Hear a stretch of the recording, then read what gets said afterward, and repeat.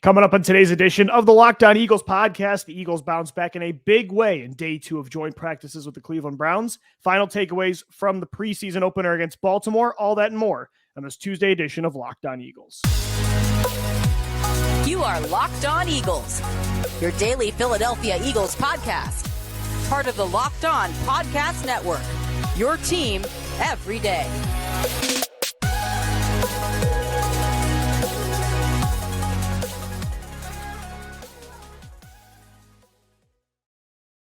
Thank you so much for making Locked On Eagles your first listen each and every day. Welcome in, Eagles fans, to a Tuesday edition of the show. Shout out to our everydayers for making us your first listen Monday through Friday right here on the Locked On Podcast Network. Your team every day. Louis DiBiase, Gino Camilleri. Diving into some more Birds talk. Preseason opener was on Saturday night. Joint practices continued today with the Cleveland Browns, day 2. Gino, it sounded like the Eagles bounced back in a massive way. Monday was a little sloppy, especially on the offensive side of the ball. Sounded like they really lacked energy compared to Cleveland. Today, it was the opposite. It sounded like there were 3 fights. The Eagles were energetic on the sidelines, tons of trash talk. The offense and defense blew up against a pretty damn good roster. This is as good of a test as you're going to get in joint practices. I find Cleveland very unlikable, but I think they're going to be pretty good in the AFC. So to see them bounce back, this team really, and that's the maturity of even the young guys, they never really have back-to-back bad days, and that's a really great trait to have in a team that you will require resilience during a 17, 18-week NFL season. Well, in 3 of the last 4 days, going back to Saturday, it's the first time that we've seen this team go against somebody that isn't wearing midnight or white. Yeah, it's a lot of football to play, too, in 3 or 4 days against other teams, too. But it's a great way to go from perfecting everything that you did and install in training camp in those first couple weeks. Look at the Baltimore game. I thought it was a pretty competitive game for the most part when you look at how good the play was up until Ian Book came in. But the Eagles defense, I thought they looked pretty good. I thought there were some moments when they got to the quarterback when they needed to, especially when Anthony Brown started to come into the game and Tyler Huntley. Even special teams, they made a mark. They go out there and get a fumble recovery. And the last 2 days, they've been practicing against the Browns. And like you said, Lou, Andrew Berry, Howie Roseman-Tree, there's no reason you should doubt how good this Cleveland Browns team could potentially be because they've invested in the trenches. They have weapons on the outside. And whether you like it or not, they went out and got a quarterback that can actually go and throw the football. Right. And a great lesson outside of what you learned in one-on-ones, what you learned in team drills and so forth and so on, to go from that practice yesterday where they talked about the energy being a little bit down and then looking yourself in the mirror in a 24-hour period where practice even gets moved up a little bit because of thunderstorms in the area, right? And that's a little bit of adversity. The day takes a little bit of a head start. You start to get rolling, and they went out there. They didn't overthink it, and they just were lively.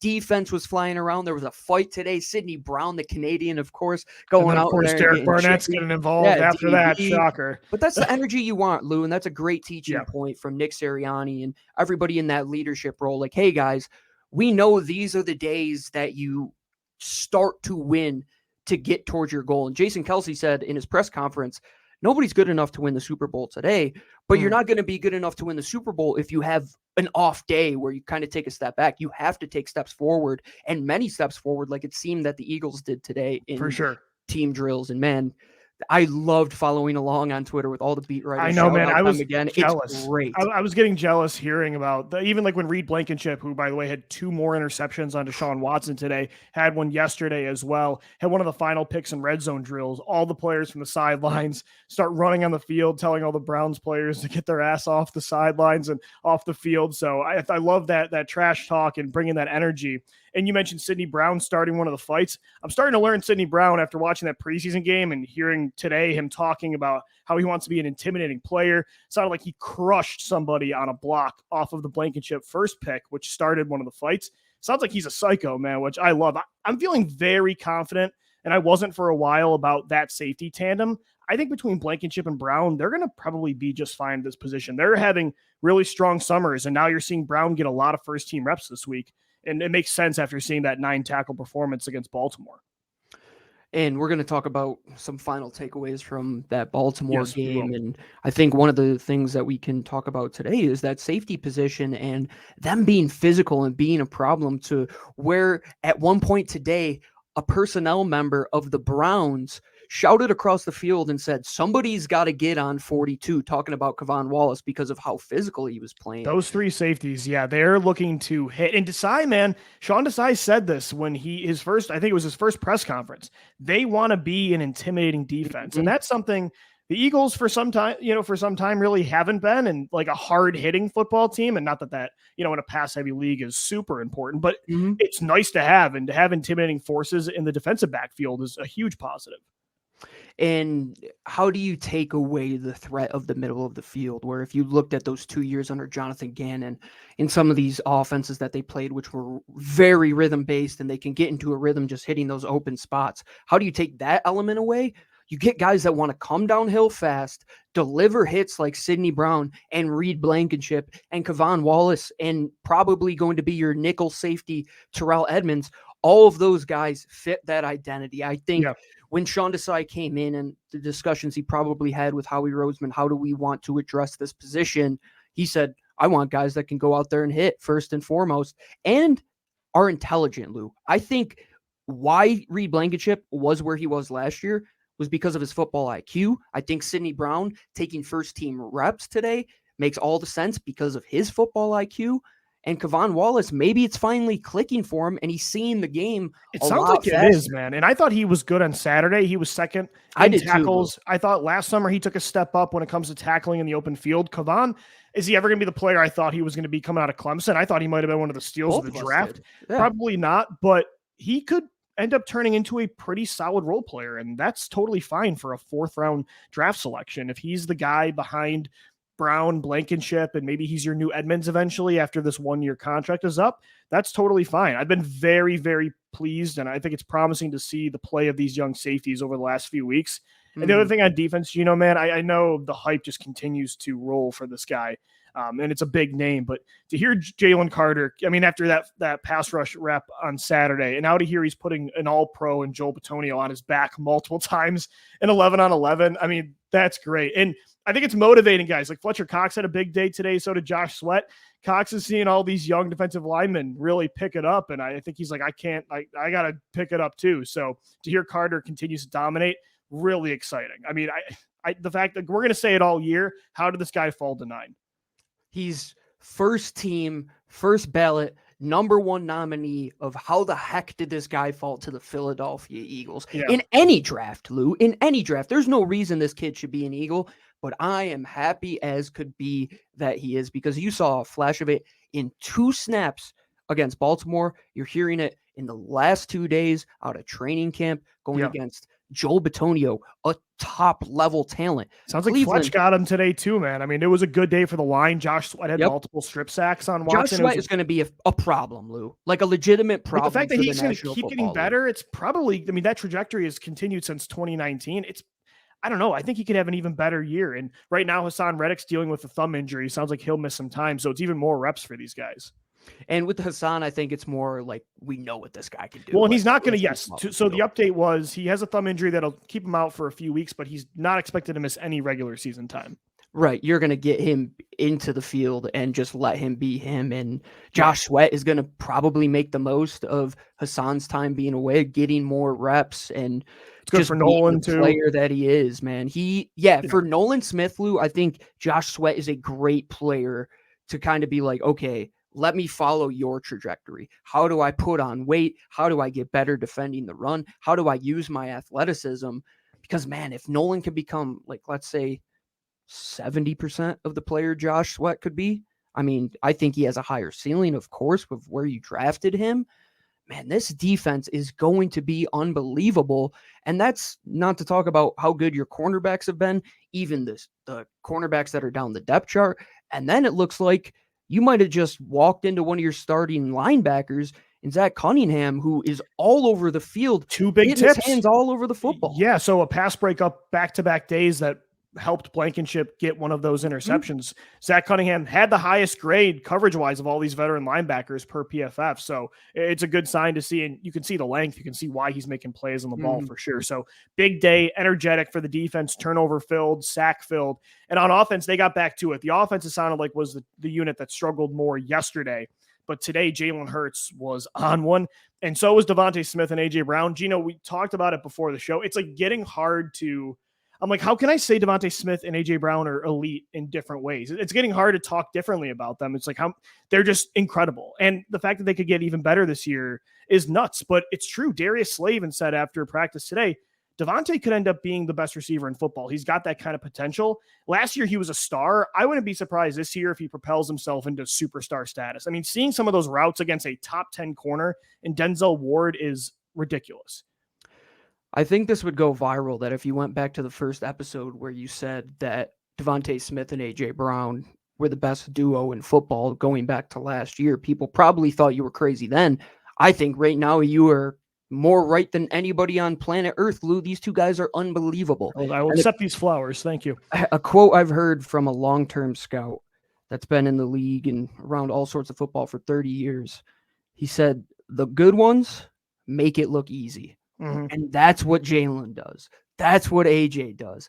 That's what DeVonta does. If you just look at these clips coming out from one-on-one, just break down the film, just see how seamless these guys get in and out of their breaks, how these little intricacies in their route running are so important with their head movement, with shifting their weight down so they can gear in and out. And we could do all the scout speak, teach tape off of these guys, and you would learn the wide receiver position and quarterback position pretty well, man. Well, I mean, one of the reporters, good to be an Eagles fan right now. Yeah, for sure. One of the reporters, I love this tweet. It's the Browns had no answer for Smith outside of hoping Hurts just missed the throw. They had no answer, and that's really exciting. Big That's like Randy Moss territory. That's like Calvin Johnson type stuff, right? Outside of Devontae Adams, I wouldn't take, if I'm a corner, the guy I would not want to face the most when it comes to a pure route running perspective, DeVonta. I don't know outside of Adams if there's anybody better as a route runner in the open field. So a big day, big bounce back for the Eagles offense. The defense brought it against Cleveland. I want to get back, though, to that Saturday night preseason game. Got some more takeaways after a rewatch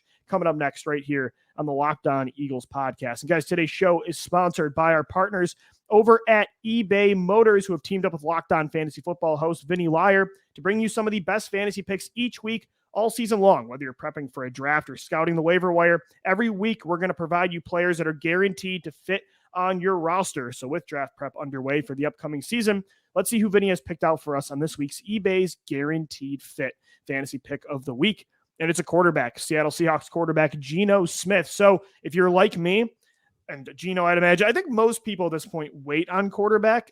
I still see some fans will take, an Eagles fan will take Jalen Hurts early, or a Bills fan will take Josh Allen. But for the most part, there are so many good quarterbacks that I like to wait at least until the middle rounds, maybe even later. I think there's at least 10 to 14, depending on how many teams in your league. There's enough where you can wait and build those other positions. Geno Smith is one of those value guys where if you wait until the middle rounds, you can get a great value in Geno. He's got DK Metcalf and Tyler Lockett. Now he has Jackson Smith and Jigba from Ohio State in the first round, loaded with weapons. Kenneth Walker in the backfield was one of the best deep ball throwers in the league last year, 70% completion percentage. I think Geno is a great value right now. If you're waiting on quarterback, Geno, he's one of the guys. The only person on earth that spells their name differently than I do that I will support on this podcast, man. I'm with you, Lou. I wait on quarterbacks.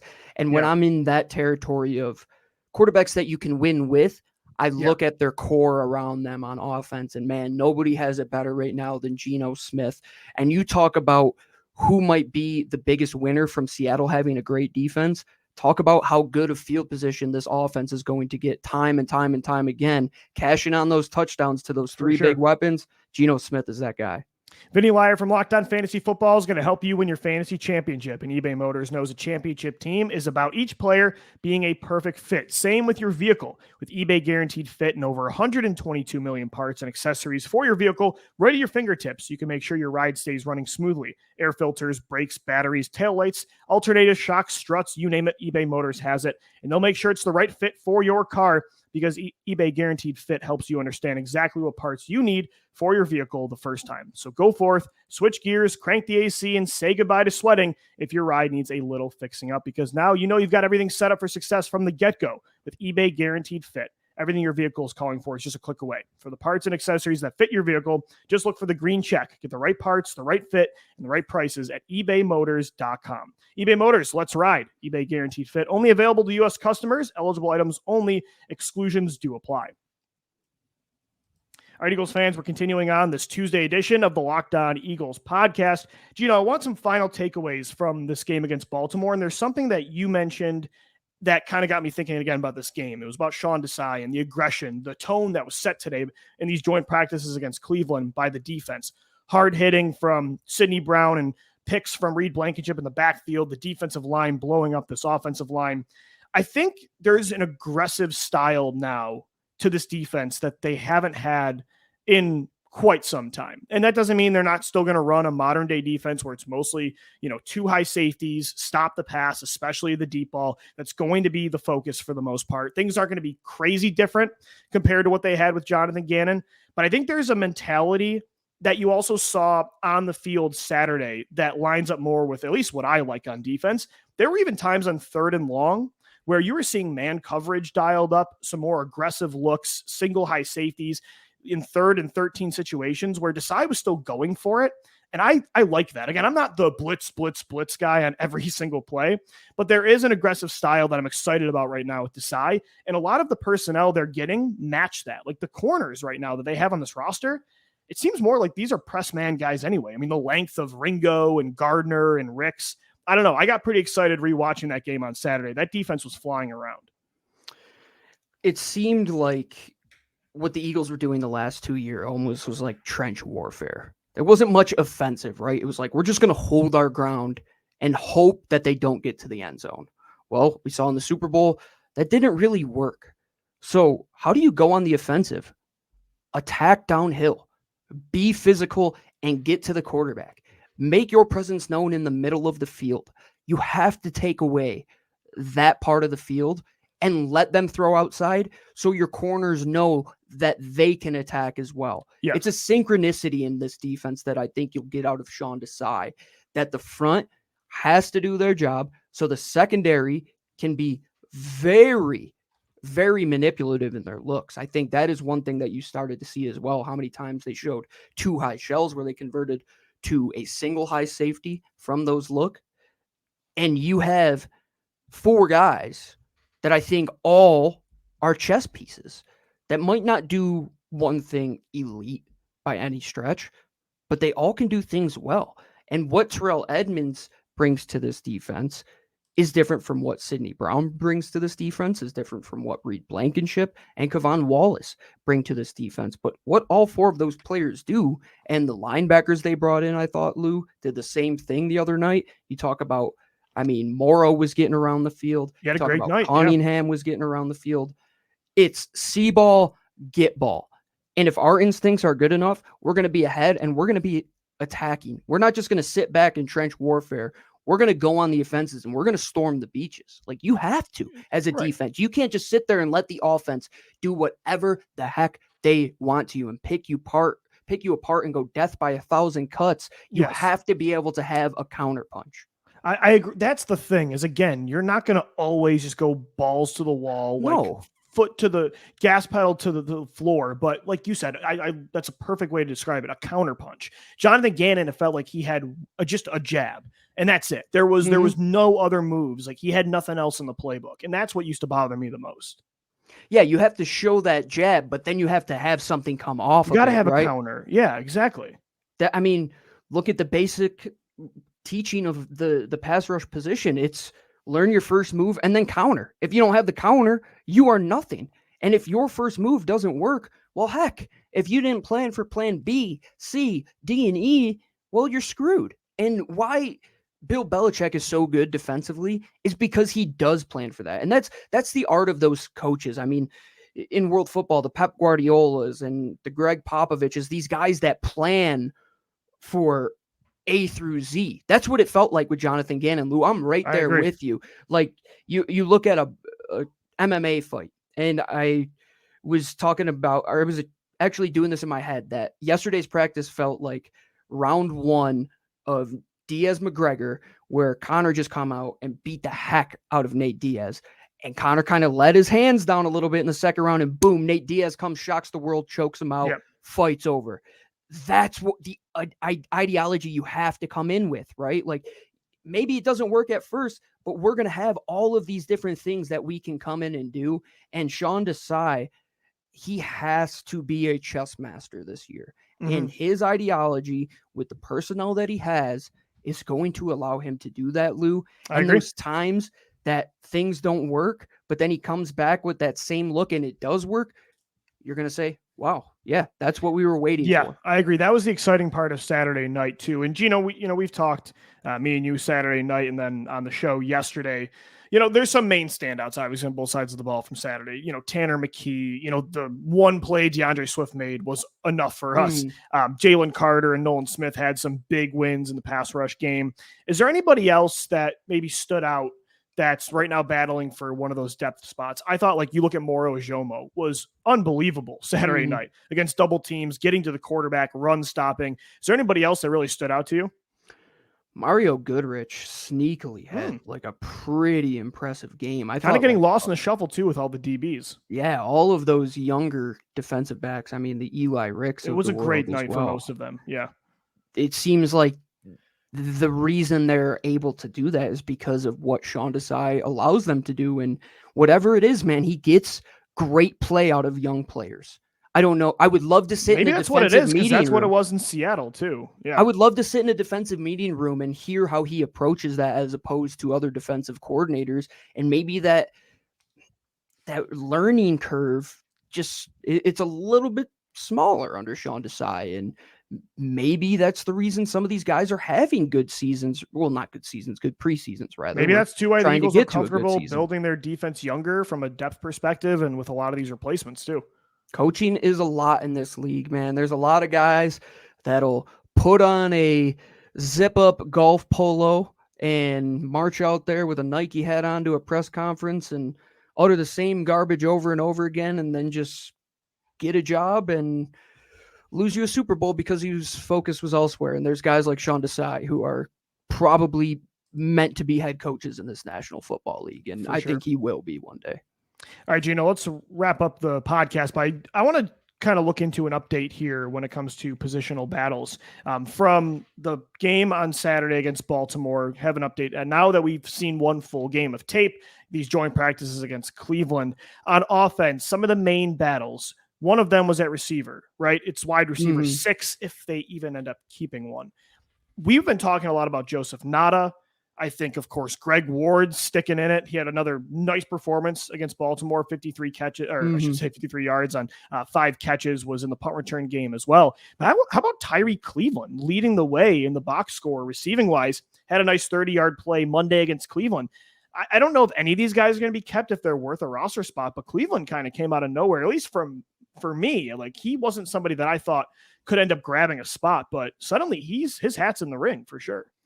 He was one of those Florida Senior Bowl guys, Van Jefferson class, and the only year that I was there. And you look at these guys, and they're all great route runners coming out of college. They're coached by one of the better wide receiver coaches in college football. And he made his way into the league, and he was a special teams player. But he was always sticking because he was that 5th, 6th receiver because he could play special teams.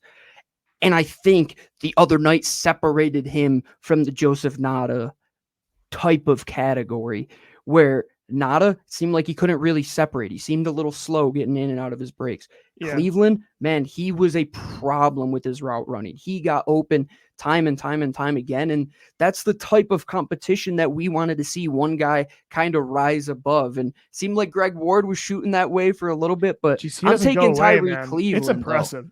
It is. He's for like 7 years now, he never expires. This just guy. Like, no, seriously. I was reading an article from Ruben Frank over at NBC Philly. There's only 6 Eagles wide receivers all time that have played longer in Philadelphia. No way. Yeah, it's like Mike Quick, Harold Carmichael, Deshaun Jackson, Jason Avant, and there was only a couple other. He's been with the team, 53-man roster and practice squad wise since 2016. I mean, he's been here for 7 years. That is right. I didn't think it's it went incredible. back to 2016. Okay. Oh I yeah, knew because he part was of on the the Super practice Bowl squad team. during the Wentz rookie year. So yeah, I Oh mean my he's goodness. still in it, and he really wasn't someone me and you were talking about a lot at camp, and he just really doesn't go away, which is a testament to him, his work ethic, and it's definitely impressive. But at receiver, Cleveland's definitely in the mix now. At tight end, let me throw one wrench in there. With Covey having this hamstring injury and he hasn't been on the field, maybe he's the guy on the chopping I don't know block why that we've Covey been is talking seen about. as this lock. I know he was like the main punt returner last year, and I got thought better as the they year just went on. sat him, but it was a hamstring injury. Right, like, and it's not like he was like unworldly as a returner last year to be like unquestioned. Yeah, it wasn't like a Pacheco type of kid where you're like, oh yeah. The issue maybe is though these other receivers really don't provide a lot of return options outside of Greg Ward, and we don't want to go back to those days. So that is part of it. But yeah, no, it's a good thing to bring up because I think for the most part, Covey's kind of been unquestioned as like wide receiver 5. So 100% on this show and nationally as well. Yeah, right. Same with us. At tight end, nothing really happened. Calcaterra had one solid catch for 7 yards. Same with Dan Arnold, but no real progress there on that front. They're all still kind of battling. And then that's really it on the offensive side of the football. Trey Sermon, give him his Trey credit. Sermon, sure. I was surprised that he was used as a kick returner too, actually. Yeah, that's what I'm saying about Covey. Like, do you keep maybe Tyree you keep a more Cleveland traditional wide receiver 5, and then you keep Tyree Cleveland as the 5th, and then you keep 5 running backs and maybe only 2 tight ends. Maybe that's the case. That could be that, and especially if you're going to keep a third quarterback, maybe you go ahead like me and you thought. Maybe they're keeping an extra receiver and tight end. Maybe they go heavier on quarterback and running back. I believe that Dan Arnold is a vested veteran, which would make him able to not go through waivers on cutdowns. Interesting. And he would be able to sign back to That'd the be big. Squad. If you could keep one of them on the practice squad, I would probably only keep 2. That could be the move, right? Like that Josh Perkins, like third type of tight end. Well, like that's the thing, Gino. If you're removing position, and you've talked about this before, like Tanner McKee, Trey Sermon, Tyree Cleveland, and Dan Arnold. Of those 4, if I'm going to keep 2 based on the talent of the player, I'm keeping Sermon and McKee. And quarterback, I thought McKee was the only one in the last 4 preseasons that they've thrown out there. He was by far the best quarterback in the preseason since Sudfeld. The first throw, I was like, all right, this kid is on the team. Yeah, no, for sure. Honestly, McKee was super impressive. Somebody did say in response to that it wasn't a matter of if, but a matter of who the Eagles would have kept because of that third roster exemption. But that's not the case. I don't believe that, because if Tanner McKee went out there and looked like Clayton Thorson, Lou, no, you're not just keeping his quarterback. You're not just keeping him. No, because he still does take up a roster spot. Like, does. Like you don't have to dress him, but he's still one of the 53. There is a guy you're not keeping on the roster because of that. But McKee made it easy for us. And I'm in. Why we're talking about Tyree and Dan Arnold and Trey Sermon being able to run like he did was because Tanner McKee opened that offense up a little bit. He was very good. He was super impressive. On defense, I think when it comes to the roster battles at linebacker, Nicholas Morrow actually looked the best on the field. But as we mentioned, Zach Cunningham's been picking up some steam these last 2 joint practices against Cleveland. So that's a battle. I don't even know, though, with Sean Bradley tearing his Achilles, you've got Dean, Morrow, Cunningham, Miles Jack, and Christian Ellis on the roster. So there's 5. Do they maybe keep 5, or maybe there's just one guy that gets cut? Right now, I think actually Miles Jack might be on the outside looking in of all of them. And he was the one that started off getting first-team reps, even over Cunningham. And the thing with that is Miles Jack's a vested veteran as well, and so is Cunningham. So you can and there's still a couple weeks still here, so it could go back and forth. But the reason why I'm saying that is because all of these young guys are showing why you should keep that. Eli Ricks. Why did this kid go undrafted, Lou? I have no idea. Why did Eli Ricks go Gardner too? Mekhi Gardner as well. Yeah, that was a great instinctual play on special teams from Mekhi Gardner. I'm not keeping these vested veteran guys that I just signed to a 1-year deal when there's young guys on rookie deals that I could have cost-controlled value of over the next couple of years. And we haven't had these conversations, Lou. I'm so excited. I'm getting giddy.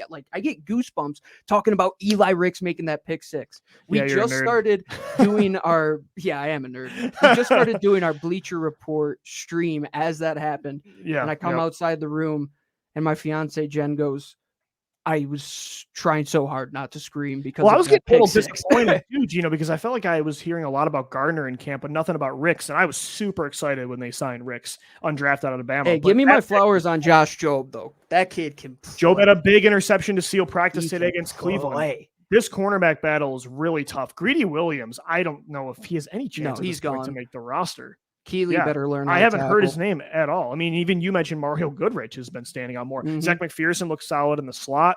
It's going to be a numbers game. It's going to be Zach tough. is a returner. Interesting. They use Zach on that there. One. Yeah. It's going to be very fascinating to see what Howie and Nick decide to do with this roster, like how many positions they keep, what kind of approach, because there's a lot of guys, like you said, at some certain positions and they're young that are showing out. And like even at safety, I thought Sidney Brown and Kevon Walls look good, of course, but all the corners look better than Justin Evans. So am I going to keep a seventh corner or am I going to keep that fifth safety and go with Evans? I'm not so sure. So, they've still got these joint practices, of course, that are happening this week. We got the preseason game Thursday night against Cleveland. Next week, joint practices against Indy. A lot of football left to be played, but things are starting to heat up, so it's definitely exciting to watch. We've got you covered right here Monday through Friday on the Locked On Eagles podcast. As always, part of the Locked On Podcast Network, your team every day. Shout out to our everydayers for making us your first listen Monday through Friday. Until tomorrow, we're going to sign off. For Gino Camilleri, I'm Lou DiBiase. As always, thank you for downloading, thank you for watching and listening, and let's go Birds. Fly, Eagles, fly.